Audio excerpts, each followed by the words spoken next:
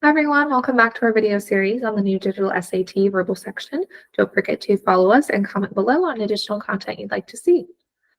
All right, so for our verbal question today, we have one of these grammar questions. This one, looking at our answer choices, is specifically asking about the type of punctuation that should be used to connect added and whenever in this passage here. So as we're reading, we're going to be thinking about that, specifically with the types of clauses that we have, whether or not they are full sentences or dependent clauses, because that's going to dictate what punctuation would be appropriate. One thing I want us to know also in this question that can be really helpful, if we look at option B and C, one has a semicolon, one has a period.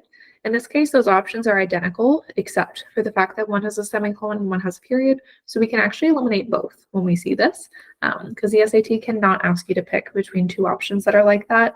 Again, it's only if they are identical, besides the use of the semicolon or the period. So if there's an extra word or anything like that, this rule doesn't apply. But in this case, we can use that here. So even before we started reading the passage, we've already narrowed it down to only two choices. So that's a great thing to notice here. So as British scientist Peter Wibberley has observed, the Earth is not a very good timekeeper. Earth's slightly irregular rotation rate means that measurements of time must be periodically adjusted. Specifically, an extra leap second is blank, added whenever.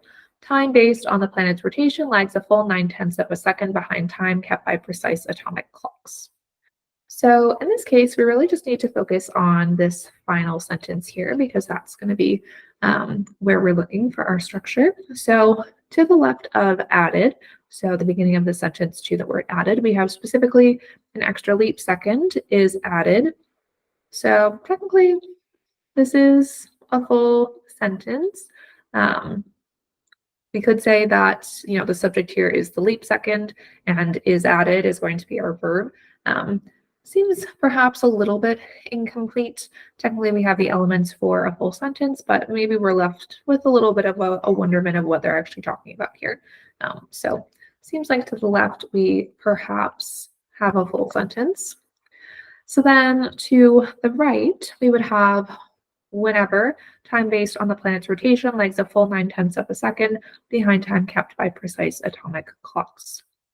All right, so looking at our second half of the sentence, this is definitely going to be an incomplete sentence or a dependent clause to the right side there. So we do not have a full complete idea here to the right of our blank, so that is going to be incomplete. So in terms of the types of punctuation that we should use to connect that, in this case, our answer is going to be D. There's no reason to really have any punctuation here. It would pretty much split up the sentence in a way that isn't necessary. If we have option A, the comma after. With this setup where we have a full sentence, independent sentence, we could, incomplete sentence. We could have a comma separating those in some cases, but that would be when the last clause expands on or adds something to the full sentence that came before it, which in this case, it's really just a continuation of the idea, so it shouldn't be split up by any punctuation. All right, follow us for more.